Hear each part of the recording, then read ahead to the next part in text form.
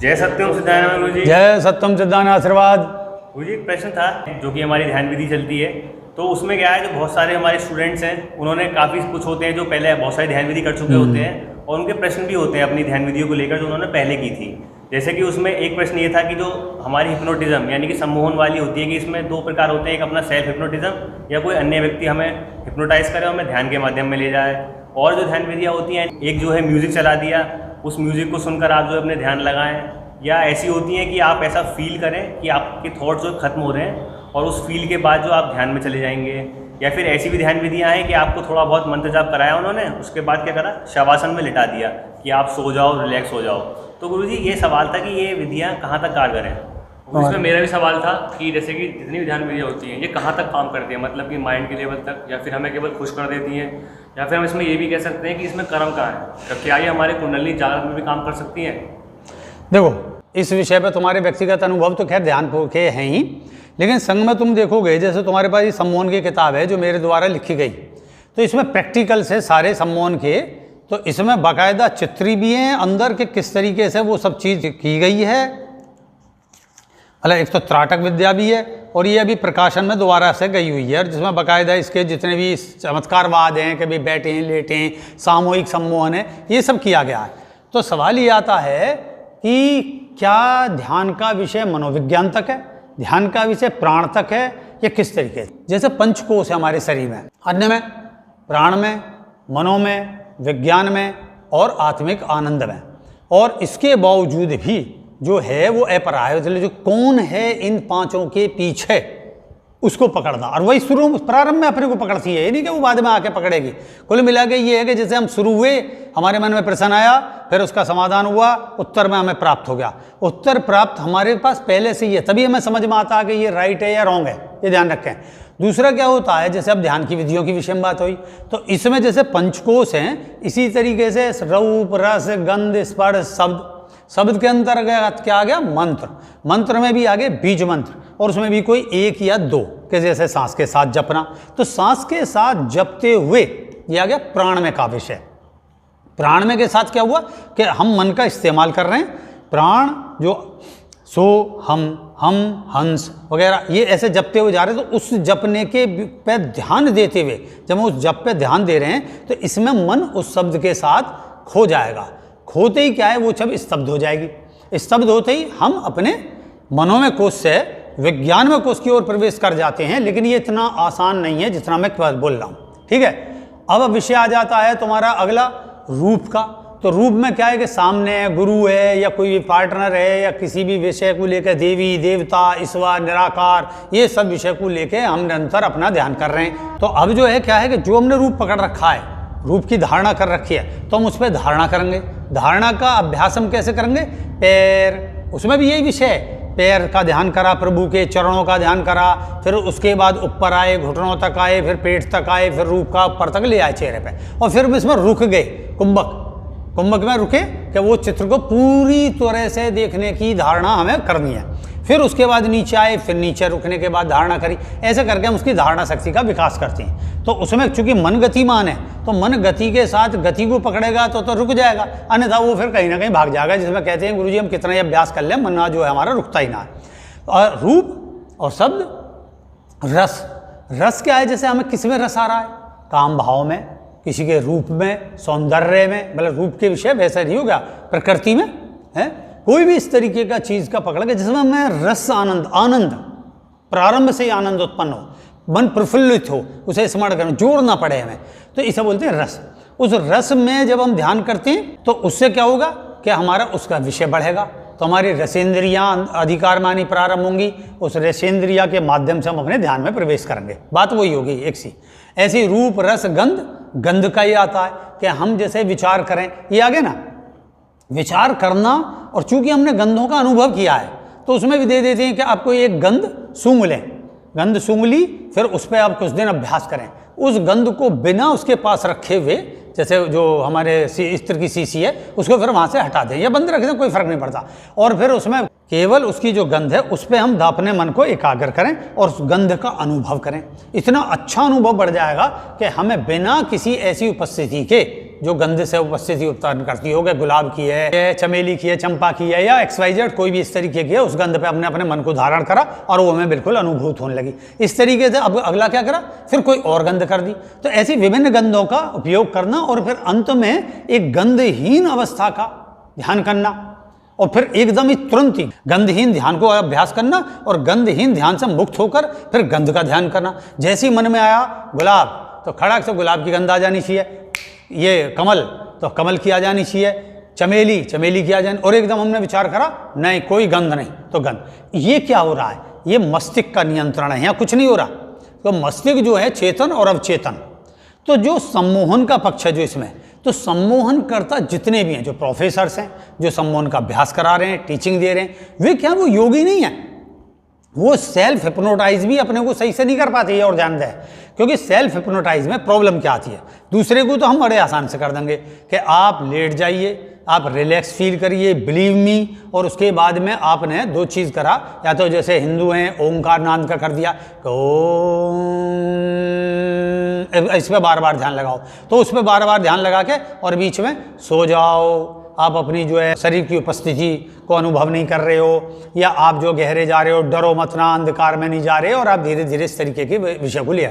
मतलब यहाँ एक शब्दावली नहीं दे रहा, मैं जर्नली बात कह रहा हूँ। अब क्या हुआ इसके बाद में कि अब जब हम इसमें, तो हमारी कल्पना जुड़ती है उस व्यक्ति के साथ सम्मोहन वाले, क्योंकि मैंने इसमें जब अभ्यास ये सब करे और कराए लोगों को, तो उसमें क्या देखने में आया कि हमने कह दी बैठ जा, तेरी कुंडलनी है, उसे फौरन कुंडलनी का एहसास होने लगा, क्योंकि कुंडलनी के विषय में हम बिलीव करते हैं और कुंडलनी के विषय में वो बिलीव करता है। जब हमारे से कोई जुड़ेगा तो वो पहले से अभ्यास पढ़ी आएगा, भाई इस तरीके का अध्ययन करके आएगा, तो वो हमारे पास आके बैठेगा, गुरुजी कुंडलनी क्या है, मेरी उठ नहीं रही, मैं कंसंट्रेट नहीं हो रहा, तो कृपया आप जो है इस तरीके का कोई भी आचरण करके मुझे उस स्थिति तक पहुंचाएं। तो हमने क्या काम करा, अपनी स्पर्श विद्या की, जिसका एक अभ्यास है नॉर्मली, सुबह उठो आप जो है पीटी की तरह जैसा पंजे ऐसा खड़े हो गए सीधा, और जब आप यूं करेंगे और फिर नीचे छोड़ेंगे, तो उसमें पंजे के साथ ऐसे करके उठना और फिर छोड़ना।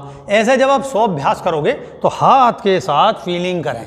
यही ताई ची वगैरह जितनी भी इस तरीके की विद्या हैं, उनमें यही है कि हाथ पे भी फीलिंग एहसास कराते हैं अपने पूरे, मेरे यहाँ से प्राण से ऊर्जा उठ रही है, मतलब प्राण ऊर्जा उठ रही है, और प्राण ऊर्जा टांगों में हाथों में हो जाती हुई विश्व में फिक रही है, चेहरों से फिक रही है, आँख से फिक रही है, इस तरीके का भाव करते हैं। तकिया रख लिया, उसके ऊपर थोड़ा थोड़ा अभ्यास करा के इससे थोड़ी ऊपर, जबकि तकिया तो कुछ है ही नहीं, वो तो चेतन वहीन चीज़ है एक प्रकार से, तो उस पर इतना इफेक्ट नहीं आएगा। बस आपको फील होगा आपके हाथ से कोई विद्युत है, तो फीलिंग आ गई ना कि हमने अभी अपने को फील करा, क्या वो वाकई में। तो अब हमने क्या काम करा, सामने वाले पात्र को लेके शब्द का और अपने फीलिंग का उसे एहसास कराते हुए उसको जो है ये एक योग निंद्रा में ले आए। तो कहाँ तक लाएंगे, उसकी कल्पना शक्ति तक। अपने से जो मन नहीं आया यहाँ, ये ध्यान रखें, यहाँ मन का विषय नहीं है, यहाँ है बुद्धि का विषय जो उसे रट रहा है, और वो हम उस अपने उस प्रेरणा को लेके हमारे पास आया। तो हमने क्या काम करा, सो जाओ, पूरी तरीके से आप रिलैक्स में हो, पैरों तक का आपका ध्यान है। फिर इसके बाद में आप जो है क्या देख रहे हो, अनुभव कर रहे हो, और फिर जो है उसे जब आपने देखा कि भाई एक हाथ उठवा दिया, एक पैर उठवा दिया, इसमें स्थिर हो गया, जब वो एक हाथ पैर स्थिर, तो आपको पता चल गया कि ये व्यक्ति अब उसमें योग निंद्रा में, सम्मोहन की निंद्रा में।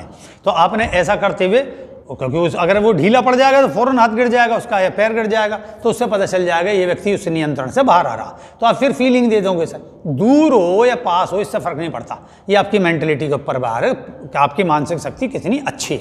तो आगे मानसिक शक्ति, शारीरिक शक्ति बाहर है, मानसिक शक्ति और आत्मिक शक्ति, और विल पावर तो बहुत ऊंची चीज़ है। तो अब क्या आता है कि जैसे हमने इसका अभ्यास उसे कराया, वो वहाँ फीलिंग में आ गया, ऐसा सोचो, और उसके मन में तो है ही वो कुंडलनी है, उसने रट भी रखा है, कुंडलनी के ये चक्र हैं, ऐसे करके एक एनर्जी है उठ रही है, दे दी हमने भावना। तो हम जब देखे भावना बैठ जाते थे, दूर से अपने काम पे चले गए, वो अपना लगा हुआ है, आके लौटे, भाई अच्छा तुमने क्या फील कर रहे हो, जी मैं विशेष देख रहा हूँ कि एक एनर्जी है मूलाधार से उठ रही है, ऊपर जा रही है। और बाद में देखा जैसा था उसमें कोई खास परिवर्तन नहीं हुआ, और खासकर मेरे देखने में भी ऐसे नहीं आए लोग।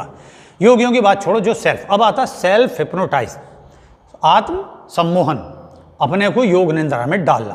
भाई ये भी इतना आसान नहीं, कह देंगे पूरे इसमें भरमार है चारों तरफ कि आओ हम तुम्हें सेल्फ हिप्नोटाइज सिखाएं, हद है। उसकी भी एक स्टेज है। अब आपका मस्तिष्क दो भागों में बटा हुआ है, चेतन अवचेतन। तो कौन उसे कंट्रोल कर रहा है? अवचेतन को कंट्रोल करेगा चेतन, और चेतन में भी दो पार्ट हो जाएंगे, एक जो ऑर्डर कर रहा है और एक जागरूक है। ये और ध्यान रखो, एक तो ऑर्डर कर रहा है कि तुम जाओ, मेरे हाथ पैर स्थिर हो रहे हैं, मेरी आंखें बोझिल हो रही हैं, मैं जो है शांति अनुभव कर रहा हूँ, कोई शब्द नहीं है मेरे अंदर, किसी रूप का मैं ध्यान नहीं कर रहा, पास की अनुभूतियाँ नहीं कर रहा, धीरे धीरे स्पर्श की अनुभूति भी खत्म हो गई, शब्दों की अनुभूति खत्म हो गई। ऐसे करते हुए धीरे धीरे उस विचार को लाता। लेकिन एक जग के देख रहा है जो इससे बोल रहा है, एक नियंत्रण को छोड़ रहा है, एक नियंत्रण को कवर कर रहा है। यह ध्यान रखें, क्या स्थिति हो गई? एक जो बोल रहा है, जो नियंत्रण कर रहा, वो बोल रहा है और साथ में नियंत्रण भी कर रहा है। किस पे? अपने आपे पे। कोई अपने आपे पे इतनी आसानी से नियंत्रण करने देगा? और फिर डर होता है कि अंदर अगर मैं चला गया तो जगाएगा कौन?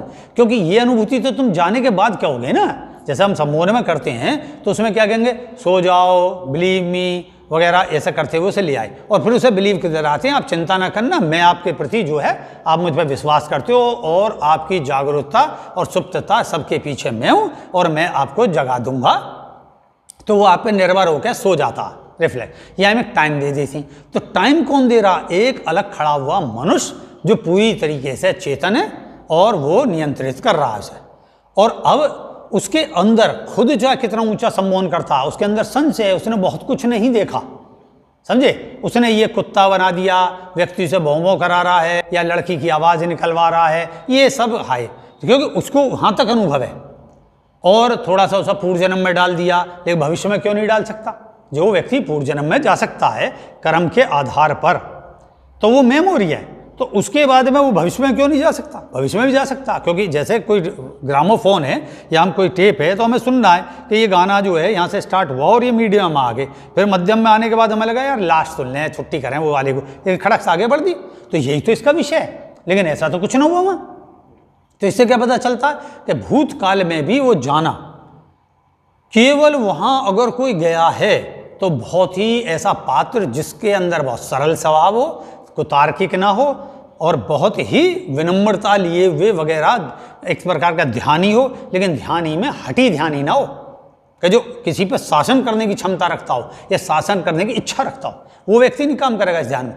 तो नतीजा जो है क्या है कि जब वो व्यक्ति, आप नियंत्रण कर रहे हो अपने मन में, तो आप एक जो बोल रहे हो, एक नियंत्रण जो कर रहे हो, एक किस पे नियंत्रण कर रहे हो, और उसके बाद अवचेतन मस्तिष्क में प्रवेश कर रहे हो, और वहाँ जो कूड़ा भर रहा है, जो डर हैं, आशंकाएं हैं, जो आपके अंदर कैपेसिटी नहीं है, उस सबको जागरूक करेगा कौन? एक अलग खड़ा हुआ। वो ऐसे क्रम से पहले उसको आपको सुलाएगा, फिर सुलाने में नियंत्रण देगा कि आप गिर ना पड़े, इस तरीके सारे भावों को रखेगा। क्योंकि आप जो है अगर योग निद्रा में जमीन पर लेट गए तो आप सो जाओगे, ये है, क्योंकि वहाँ एक करवट बदलने की नेचर है। आप जरूर थोड़ी बहुत अभ्यास के बाद करवट बदलेंगे, महीनों के अभ्यास में तो शायद आप सीधे सीधे उस पर अपने एक स्थिति में आप बने रहोगे। अब आता है तो वहाँ पे सो जाओगे, अब आपको नियंत्रण। इसलिए योगी तुम देखोगे बैठ के ध्यान करते हैं तो वो जप लाते हैं, जप में अपना ध्यान करते हैं, जप को सुनते हैं, सुनते सुनते जप और जप में वो हो जाते हैं, मतलब जप जैसे हो जाते हैं। जब ही तो क्या कि रोम रोम से तुम्हारे जप फूटे, रोम रोम से प्रभु का नाम फूटे, ये सब विषय उसका है। लेकिन वहाँ तक पहुँचा कौन है? वे लाते हैं अपने को वर्षों में जाके, समझे, जिसमें उनकी धारणा शक्ति किसकी कितनी प्रबल है, इसका भी विषय। स्मरण शक्ति नहीं, यहाँ ये ध्यान रखें, स्मरण शक्ति कोई मीनिंग नहीं रखती कि आपकी स्मरण शक्ति बहुत है, आपने तुरंत कोई चीज़ रट दी। रट्टाफिकेशन तो यहाँ का विषय हो गया, समझना एक अलग विषय होगा, समझे। बोल बोल के पढ़ रहे हैं, रट लिया। लेकिन जैसे वेदों के ज्ञाता बहुत हैं, शब्दों के लय उच्चार बहुत करने जानते हैं, लेकिन उसके बाद में क्या होता, उसका अर्थ, उसका वाकई में उसका जीवन, वो उनके जीवन में नहीं होता। नतीजा जब आप ऐसे करके बैठ के ध्यान करोगे तो आप उतरोगे अपने अंदर, तो नियंत्रित करना सिखाएगा, आपका शरीर को नियंत्रण करना सिखाएगा। फिर दूसरा क्या है, जगाएगा कौन? तो अंत में क्या कह के कहोगे? अंत में क्या कहोगे कि मैं जो है जब इस सो जाऊंगा तो मैं फिर उठ भी जाऊंगा। ये तो पहले ही आपने भावना दे दी, तो आपने अपना जो सम्मोहन है, सेल्फ सम्मोहन, वो तोड़ दिया। इसलिए योग निद्रा में क्या काम करते हैं, वहाँ गुरु पे आश्रित होते हैं। गुरु का जब आप ध्यान करोगे, पार्टनर का ध्यान करोगे जो आपसे सीनियर है, या ईश्वर का ध्यान करोगे, तो आपको पता है कि अब मैं ईश्वर के संरक्षण में हूँ, और वो ईश्वर जो है मुझे अपने आप अहित नहीं होने देगा, मेरा प्रकृति मेरी सहायता करेगी और मुझे बाहर निकाल लेगी। समझे? ऐसे करके आप सेल्फ सम्मोहन से बाहर आ सकते हो, अन्यथा कोई मतलब नहीं है कि आप आ जाओ। अच्छा, जैसे मैजिशियनों को तुम देखते हो कि बहुत बहुत वर्षों तक, जब मतलब बहुत बहुत समय तक, मतलब कहने का जैसे कहते हैं ना, मैजिशियन को हम देखेंगे तो मैजिशियन देखेंगे बहुत देर तक लेटा हुआ, 2 दिन तक, 3 दिन तक, उसमें भी पहले वो अपने गुरु से अपने को हिप्नोटाइज कराता है, फिर हिप्नोटाइज में वो एक चाबी ले लेता है अपने गुरु से कि भाई गुरुजी ने कह दी ठीक है, अब मैं तुझे जो सेल्फ हिप्नोटाइज पर डालता हूँ। सेल्फ हिप्नोटाइज पे क्या है कि जब भी ऐसी कंडीशंस होंगी तो तू जग जाएगा, समझे? अब वो उसी कंडीशन को लेके, जैसे उसने कही कि जैसे ही तू जो है 1 2 3 4 या 9 ऐसी कोई संख्या, तो उसमें ये भी ध्यान रखना पड़ेगा कि कोई सार्वजनिक संख्या ना गिन रहा हो। पता चली कि वो जा रहा है स्कूटर पे, उसने सुनी कि 1 2 3 4 9 और ऐसी धड़क से वो बेहोश हो क्या करेगा, समझे? ऐसे कोड वर्ड होते हैं जो उसे ही पता है या उसके गुरु को पता है, ठीक है? तो उस कोड वर्ड को दोहराते ही खड़क से वो सम्मोहन में आ जाएगा। जैसे कहते हैं ना कि ये एक पलक झपकती समझ, लेकिन वो देखिए विज्ञान में कोष में प्रवेश नहीं कर सकता, वो बस केवल अपने शरीर को सुलाएगा और सोता रहे कितने टाइम तक। अब उसमें सांस की गति जो रुकने वाली कहानी है, इसलिए ये योगी जो हैं वो अलग हैं और सम्मोहन करता, और ये जितने में जादूगर हैं इनका जो लॉजिक है वो सांस चलता रहेगा इनका और ये सोते रहते हैं। लेकिन योगी जो सांस को रोकता है वो भी आप देखिए, जैसे कुछ महात्मा हुए इस तरीके के, हमारे यहाँ तो खैर महात्माओं की कोई संख्या कमी है ही नहीं, अभी ये है कि कम ज़्यादा हो जाते हैं, एक अलग विषय हो गया। तो उसमें क्या है, उन्होंने गुरु ने अपने शक्तिपात से, जैसे ये भी एक शक्तिपात था, किसमें? इसमें था स्पर्श और शब्द का। उसमें क्या है, उसमें एनर्जी है प्राण और प्लस मन, और मन भी उनका जागरूक उस सिद्धि संपन्नता को देखे हुए। उन्होंने जैसे ही उसे एक एनर्जी का धक्का मारा, समझे? लेकिन उसमें धक्के में वैसा वाला धक्का नहीं है, जैसे ही धक्का मारा अंतर में उतर गया। वो कहाँ उतर गया? प्राण में कोष से ऊपर आ गया, मनों में कोष में प्रवेश कर गया, अब उसका स्तब्ध हो गया हृदय, समझे? वहां पे जाके एकदम से कभी नहीं कराएगा कोई योगी, ऐसा नहीं करेगा तुम गए और एकदम समाधि करा दी। किसी भी योगी का जीवन पढ़ लेना, विवेकानंद का हो, श्यामाचरण लाहिड़ी का हो, किसी का बहुत अभ्यास के बाद फिर उनको उसमें डाला गया। अचानक किसी का हृदय रुक गया तो उसका फंक्शन अभी साफ है नहीं और एकदम ब्लास्ट हो जाएगा अंदर, ये ध्यान रखें, ये बहुत गहरा विज्ञान है। तो ऐसा करने के बाद में वो डालते थे, फिर धीरे धीरे अभ्यास करावे, उसे उसके हाथ में एक तरीके से जो चाबी है वो उसे दे दी गई। तो वहाँ चाबी क्या है? गुरु भक्ति। जैसे ही उन्हें गुरु को स्मरण करा, मंत्र का उच्चारण करा, वो उसमें पहुंच गया फौरन समाधि में। बहुत से ऐसे हैं जिनमें बुद्धि की जो चैतन्यता है वो देखने में नहीं आएगी, ऐसे हैं, और वो समाधि लगा लेंगे, हठयोगी हैं, कई दिन तक रहेंगे, लेकिन उसके बाद उनमें आप देखोगे विशेष ज्ञान नहीं होता, जैसे प्रज्ञा ज्ञान बोलते हैं, वो नहीं होता। वो आएगा ऐसे करके जब उस वो जो प्रभाव है ना, वो भी एक सम्मोहन ही है कि आप में एक शक्तिपात करा, आप समाधि तक प्रवेश करा दिए, लेकिन वो समाधि नियंत्रित होते हुए भी आप उसमें बस सुप्त पड़े रहते हो, उससे बाहर नहीं आ पाते। तब आपको डाला जाता है। आप देखोगे जैसे रामकृष्ण विवेकानंद में अनगिनत शक्तिपात करे, खुद रामकृष्ण तक में भी अनेकों शक्तिपात हुए, और उनके बल से वो एक एक करके मनों में, और उनकी जैसे भैरवी ब्राह्मणी थी, 64 तंत्रों में उन्होंने सिद्धि कराई। इसका मतलब क्या? मनों में कोष के बाद जो विज्ञान में कोष आया, उसमें उन्होंने 64 प्रकार की जो आयाम हैं उनमें उसका प्रवेश करा दिया, एक एक करके 3-4 साल लगे उन्हें, नतीजा वो उसमें प्रवेश कर गए। और फिर अब सोचोगे तोतापुरी बैठी, निर्विकल समाधि कराई जा रही है, निर्विकल समाधि के लिए वो प्रयासरत है, लेकिन जो सामने गुरु बैठा है, आप सोचोगे उन्हें सेल्फ से कर ली है। उस जो काली माता को काटने में जो संग दिया, उसके मन को इतना वाय को ताकतवर बनाया, वो किसने बनाया? साथ में बैठे गुरु ने। ऐसा नहीं है वो अंतर मन में प्रवेश ना कर सका हो, उसे वो कलाएं नहीं आती। उसने देखा शिष्य जो है वो प्रयास कर रहा है, संघर्ष कर रहा है, जो उसने मूर्तिवाद को अपना रखा है। उन्होंने उसे विल पावर दी, संग में दोनों की विल पावर एकाग्र हुई और उन्होंने उठाकर उस मूर्ति को काट दिया। ये रेस कोई नहीं जानता। उन्होंने क्या कहेंगे, रामकृष्ण ने फिर उसमें अपनी विल पावर के बल से और उसको जो है छिन्न भिन्न कर दिया। अरे तो वहाँ कौन है? रामकृष्ण ने क्या अपनी सेल्फ से कर ली निर्विकल समाधि? वो सामने गुरु बैठे हुए थे तोतापुरी ने फौरन मन में प्रवेश करा होगा, स्थिति में प्रवेश करा और देखा भाई ये परेशान है। उन्होंने कहा तोड़ इसे। उसकी जो विल पावर है, जो उसका मोह था, उस मोह में उन्होंने अपना वैराग को जोड़ा और उनके अंदर वैराग है ही तोड़ने का, दोनों का संयुक्त हुआ और तोड़ दी वो चीज़। नतीजा क्या हुआ, निर्विकल्प समाधि में प्रवेश कर गए। हाँ, बस उन्हें ये लगा कि मुझे 40 साल लगे और इसे पहला एक तरीके से 2 दिन लग गए, 3 दिन में लग गए, इतना फर्क है। ये प्रतिभाएं की बात है। तो आगे समझ में, तो इसलिए हम बूढ़ से इनसे कराते हैं कि भाई मुझ में देखो, ध्यान करो, मैं आपको सुला रहा हूँ, रिलैक्स फील करो, और आपकी उंगली सो रही है, अंगूठा सो रहा है, 5 इंद्रियां सोती हुई जा रही हैं, घुटना उठना ये और सिर तक, और आपके पलकें भारी हो रही हैं, और आप सो जाओ। आप जो प्रकाश का अनुभव कर रहे हैं, दूर एक प्रकाश है और इस प्रकार, ऐसी बहुत सारी विधियां हैं, तो उनके माध्यम से करा रहे हैं। और खुद परेशान हैं क्योंकि उनका खुद का ध्यान नहीं लग रहा, और खुद सोच रहे कि मैं आज्ञा चक्र पे फोड़ दूं। अरे आज्ञा चक्र पे फोड़ना भैया निर्विकल्प समाधि का विषय है ये। यहाँ के बाद सविकल्प, अर्थात दोनों चीज जो है, मन की दोनों धाराएं वो एक होती हैं, और एक के बाद मतलब आ गया ना अभेद अवस्था, उस अभेद अवस्था का नाम ही निर्विकल्प। जो 2 विषय हैं मन के, संकल्प और विकल्प, फिर दोनों संकल्प और विकल्प एक हो जाती हैं।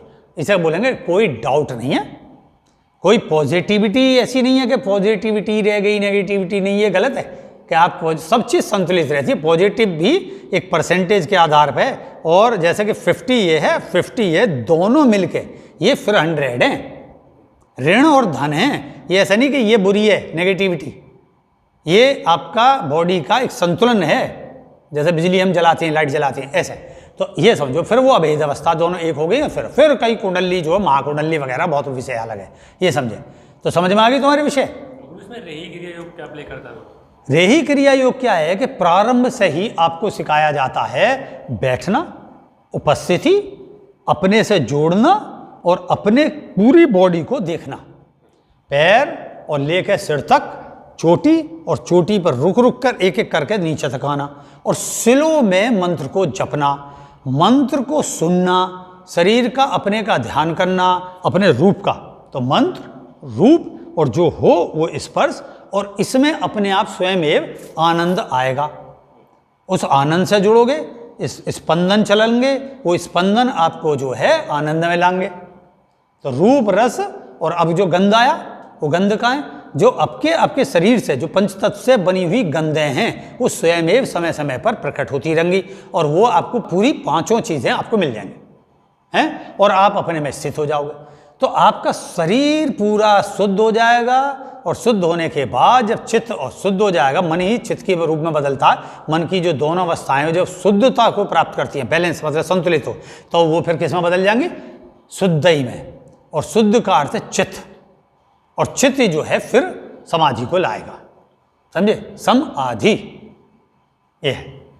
तो ऐसे जो है रही क्रिया योग अपने में, तो उसे करते रहोगे, 5 चीज को अलग अलग जपने की जरूरत नहीं है, और आप एक टाइम समाधि में स्थिर हो जाओगे। ये होगा तुम्हारा अपने आप सेल्फ हिप्नोटाइज समाधि, और उसमें पूरा सही से चैतन्यता के पूर्वक नियंत्रण। और आशीर्वाद करते हैं कि आपको ये चीज़ समझ में आएगी, जो नहीं समझ में आई फिर मैं बता दूंगा। जय सत्यम सिद्धाय नमः। जय सत्यम सिद्धाय नमः।